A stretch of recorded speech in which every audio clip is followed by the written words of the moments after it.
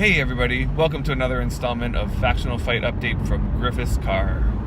As you can see, I'm in my car driving on my way to work, and it's a fine Thursday morning. Now, this week, I've been thinking a lot about our last stream and also some of the things that have been popping up on the forums lately. Here, let's start with this. There was a necro thread bump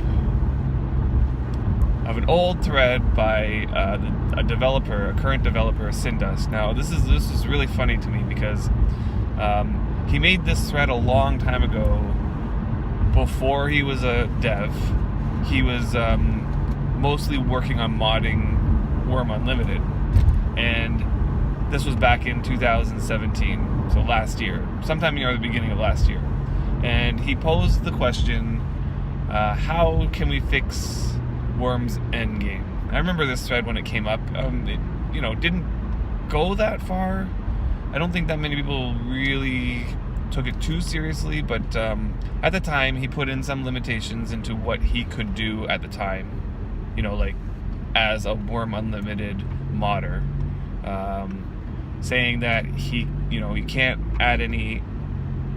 It would be too difficult if it meant that you had to add models and assets and things like that. And from a Worm Unlimited perspective, if you're a modder for Worm Unlimited, I can see that being an issue. And that,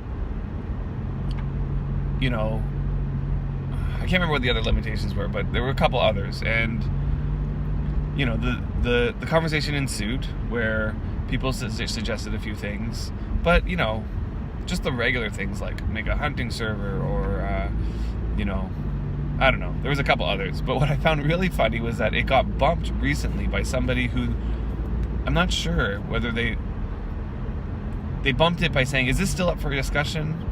And, of course, now that Syndusk on the forums has a developer tag, it makes it look like this was an official Worm Online developer essentially posing this question because this is the next big thing that they want to work on. And then next thing you know, people start responding to this thread.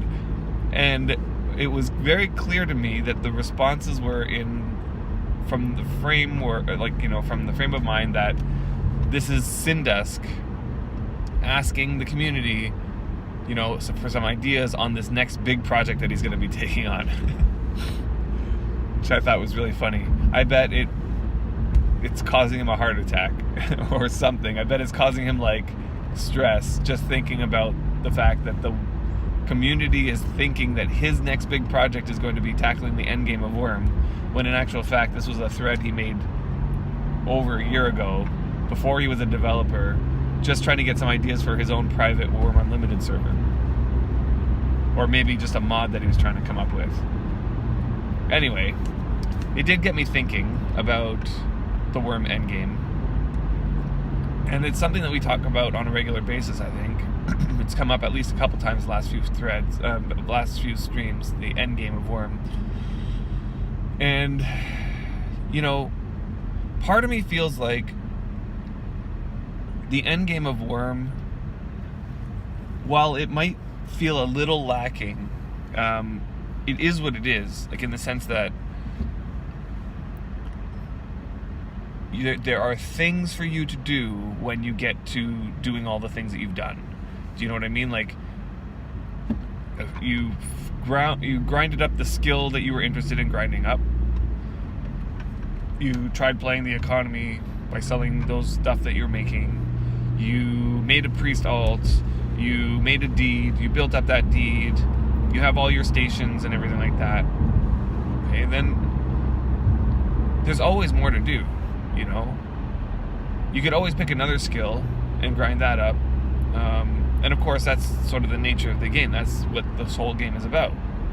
Making your character better by increasing their skills, by working on things that you're enjoying in the game. So of course, there does come a point where you've, let's say, tackled all the skills that you might be interested in, and you're not really interested in tackling any other skills. There's always things like community events to go to, like rifts and dragon slayings and impelongs and those things. I would call those sort of like end game things to do. And, maybe not even end game. They're like sort of just extra things to do. As well, there's always the opportunity to pick another skill. Like, for example, I'm considering currently to work on die making. That's one thing that I definitely want to work on. I've worked on it before, but it is sort of like another thing. I mean, I've been playing Worms since 2012, so we're talking 6 years, over 6 years now. And I don't feel like I've run out of things to do. In fact, I even started increasing my papyrus making. I'm kind of really interested in making some nice high quality books, as well as, supporting the archaeology stuff, which I also want to continue doing, right? So, I mean, in terms of endgame, it seems like the strategy of the developers or the Worm team, or, maybe it's not a strategy, but just sort of like how it ended up happening dynamically, is that we just keep adding new things for people to do, such as archaeology, that just expand upon the options of what you are capable of doing. So that when you run out of things to do, there's always another thing to work on. Now, having said that, I think that there definitely needs to be an additional layer of progression added to the game. Right? This game is all about progression. You work on your skill so that your skill goes up, so that you're able to make the next level item, the next tier or quality, or whatever it is, and that's the progression of the game. Make your character better in all aspects of the game. But I think that if another layer of progression were added on top of the game in some way, then it would add more incentive to continue working on the things that you want to work on, or even things that you don't want to work on. Like, for example, if there was a progression that sort of said, like, if you complete, let me think here. Let's say if you get 70 in all of the smithing skills, then that comes with some extra reward, or something that makes your character better. Then, despite the fact that I don't like doing lockmaking, it'll be something that I would work on because I'm working towards another goal of reaching level 70 and, let's say, all the smithing skills, for example.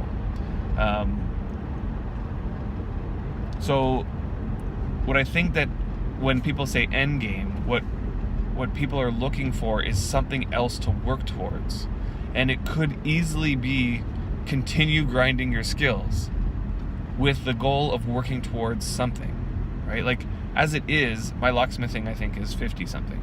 And there's no reason for me to level it up any farther than 50 something, right? In fact, I stopped even using locks. I was grinding it up in the first place in order to get favor. But after getting it to 50 something, I realized that lockmaking is not the most efficient way to get favor. So I switched to ropes. In any case, it's not that I wouldn't grind up my locksmithing. I would gladly sit there and grind up my locksmithing and spend my time doing that if there was a reason to. Do you know what I mean? Like, currently I don't feel a reason to. I don't feel the need to. But if something were added to the game that incentivized that progression, and there was some reward at the end of it, it doesn't even have to be that big of a reward. It doesn't have to be game breaking or anything like that. But just some progress, something that will make my character that much better, and not just in lockmaking, because that's not enough of an incentive. Then it's something that would get me working on those things to work towards that goal. So I think that the tricky part here is balancing the rewards with the effort, and making sure that those rewards sort of don't interfere with the rest of the either economy or game. So one example that I'd like to avoid is the way that the personal goal system has worked. The personal goal system was, grinding out a whole bunch of random, meaningless tasks. And at the end, when you completely finish all those tasks, you get a Valray item, like one of the tomes, or you get a Wand of the Seas, or something really, really, really valuable, and what I would consider a very close, it's on the border of breaking the game. Breaking the game in terms of its economy. I mean, how many Wand of the Seas can you hand out before there's no more room to make new islands? You know, like, it gets to the point where it becomes really unbalanced, and then, you know, people finish these personal goals and get an item that's worth 150 silver and sell it on the economy. And I don't know what is going on with this, but it just sort of, like, in my eyes, is sort of a level of metagame that has taken over the forums and has stagnated other areas of the game. People are all fixated on their personal goals. Now, I know the devs have acknowledged that the personal goal system is, like, not ideal, and that they're going to be revamping it at some point somehow. I'm saying this right now. I'm not even going to touch the personal goals, because personally, I feel like the system isn't I mean, there's the incentive there. The incentive is there, but the progression is not there. There's no progression to the personal goals at all. Like, the progression is, like, repair 10,000 fences and walls. It's like, okay, you don't even get to see the progression, but, like, there is a progression in the sense that you're now at 200 walls. Now you're at 400 walls. Now you're at... But in terms of making my character better, there's nothing there. There's, like, I'm not increasing my skills any. Of course, I do get a little bit of repair skill or whatever it is, but I don't know. And then the prize for winning your personal goals, and they're calling it winning the game, is this item that is so sought after and so rare, at least it was rare before, that people are willing to spend like €100 on it.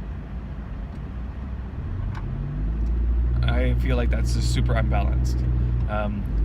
You take if you take those rewards and tone them down, tone the reward down, and then add progression to your character or to something, add progression to it, that you're leveling up so that you gain access to new things that your character could not do before.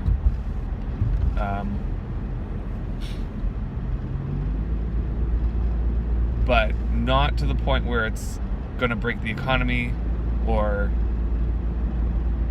break the game in any way. Like, for example, if the personal goals reward was, instead of getting the tome, your character gets the buff that the tome would have normally given you, I'd be a lot happier with that. Because as it is, it gives you the tome, which has 3 charges that you can easily sell off. But if instead you were working towards those personal goals to get that buff on your character and you couldn't sell it, that makes a lot more sense to me. But anyway, one idea that we've shot out there before in the past is a deed progression system. Right? Add another layer to progression that is separate from your character, but is sort of attached to your deed, where as your deed ages or gets older, and as things are getting done on your deed, you are doing those things in order to work towards a progression in that deed. And that progression could potentially unlock different either abilities that your deed has, different bonuses that it gives you. Currently the deed bonus system, I feel, is like quite skeletal, right? There's like a few bonuses, but you could integrate all of those bonuses into this progression system. As well, it could make it so that new structures, so you can create new structures that are only allowed to be built on deeds that have reached a certain progression. Like, for example, one thing that somebody put on that thread was windmills. Oh no, it wasn't that thread. So another thread was, what can't you wait for in Worm? Like, what are the new features that you can't wait for in Worm? And somebody put on windmills, which is definitely not a feature that is coming at least anytime soon. However, you can imagine that there could be some functionality to windmills. Like, for example, windmills could be used to refine grains in sort of an automated way, to a degree, an automated way to a degree, so that you're not the one who has to sit there and grind all the flour and whatever it is. You can use the windmill to grind all the flour, the wheat, into flour. I think this is a great idea, but this is something that could potentially be added to a deed progression system where after you've farmed enough, or after there's a certain number of farm tiles that have been farmed or something like that, then this deed sort of is gaining levels in quote-unquote farming or farmland or whatever you want to call it. And once you get to a certain point in farmland, then you gain access to the ability to create a windmill that then adds to the productivity of that farm. And all of a sudden your farm gets better. Right? And you can maybe split this deed system up into what do you want your deed to work towards? People already have functionality to their deeds. They say, this is my farming deed, and this is my docks deed, and this is my my main deed where I do all my crafting. This is my crafting deed, and this is my priest deed. You can create archetypes for what type of deed you want to work on. And just like how your character has the ability to decide to become a smith or decide to become a carpenter, you can have your deed, and you can use this system to decide what you want that deed to become by working on certain elements. I don't want to call them skills, but certain progress bars that are associated with the type of deed that you want it to be. And through the actions of what you do on your deed, you are sort of working towards progressing that deed. And then there's certain rewards that come with progressing your deed in certain levels. And those rewards don't have to be huge. They can just be, something that will slightly increase productivity in that particular thing. And just like how your character can be a jack of all trades, you can have a deed that's a jack of all trades as well. So anyway, that's my thought. I know that, we've talked about this deed progression system a lot, but this thread that was bumped pretty much got me thinking about this. Another thing that I wanted to discuss was I really enjoyed watching Bloody Drongo's stream. So he had his Worm Wednesday. I'm never able to catch it when it's happening because I think it starts at 4 a.m.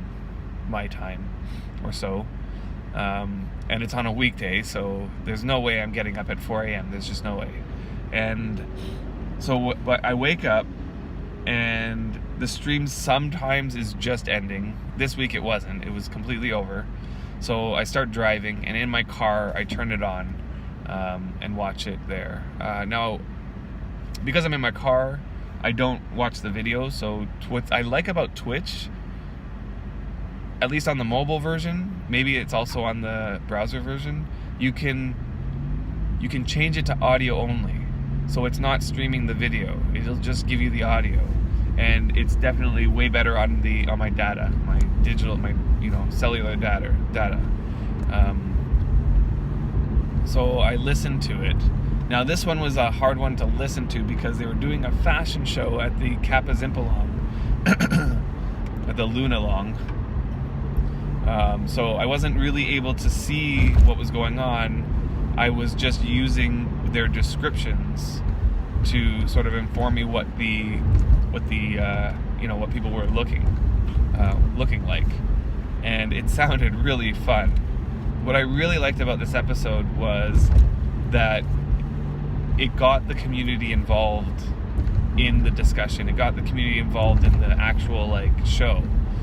And there were a lot of contestants, so there was a lot of people, contributing to this. And it got me thinking, how can we get the audience involved in our streams a little bit more? More than just, commenting on what we're saying and then having us respond to those comments. That's definitely a good level of engagement. But I thought about how we're sort of like periodically doing these giveaways, especially when we hit milestones. And I thought, we could probably integrate a thing where instead of just doing a straight up giveaway, which on the stream lasts like 5 minutes, where we say, okay, everybody type in a keyword, and then we roll a dice and somebody wins, and that's the end. Instead of that, why don't we do we can have giveaways in the form of like games or challenges or competitions, or sort of like, and then like last week we brought up our memory of playing Deal or No Deal at Gumbo's at the Willows Impalong back on Independence, and I really liked that element of the game. In fact, I have memories of back when Gumbo used to do his Deal or No Deal, and it wasn't only at the Impalong. He used to do it in the in just the global chat. He would do a Deal or No Deal in the global chat, and when an event like that happened, I tuned in. Like whatever, like he would set a date and time, and he'd say, okay, I'm going to do a Deal or No Deal at this time. And I tuned in to it because it was just so entertaining just to read the text. It wasn't even done on a video or anything like that. This was just done through Global Freedom Chat. And I would sit there and read the text, imping away or whatever, and it was just super entertaining, engaging, and it lasted like an hour or something like that. And he would have like maybe three separate games, 3 contestants, and it was just a lot of fun, like exciting. And then when he did it at the Impalong, it was just like more visceral, because he had this whole setup where there was chests laid out on the ground, and he had his helper who went out to the chest that the person called, and it was just more visceral.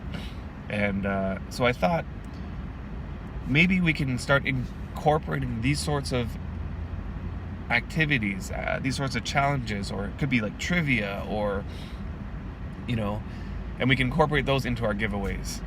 I'm not sure about this week, because this week I haven't had enough time to set up something, but I don't know, maybe we could try something small. I'll talk with Brian about it. And so in terms of this week stream, I'm not sure exactly what date. Again, we're sort of have to still work on what our weekend schedule looks like and hammer down a date. I personally love doing it on Fridays or Saturdays. I find that the Sunday streams, and you might have noticed last week's stream, we sort of ended it a little bit early, but that was mostly because Sundays are not great because we have to get up in the morning, and there's no way we can, stream into the wee hours of the night on a Sunday night. So, in any case, I'll hammer out a date. I'll make a post on the forums in our, show in the Showtime Theater thread. That's where I'm putting all my posts. And I'm also going to make a mention on Discord. So, yeah. Keep an eye open for that. And I'll have to let you guys know when the stream is going to be. So until then, I'm going to end this episode now. And I hope to see you guys on the weekend at our stream. If not, we'll be posting it on YouTube like normal. And you can always catch them, the VODs on Twitch as well. I'm going to try my best to keep them up there for indefinitely. They should all still be there from the beginning of this season. So yeah, until next time, keep on warming, guys.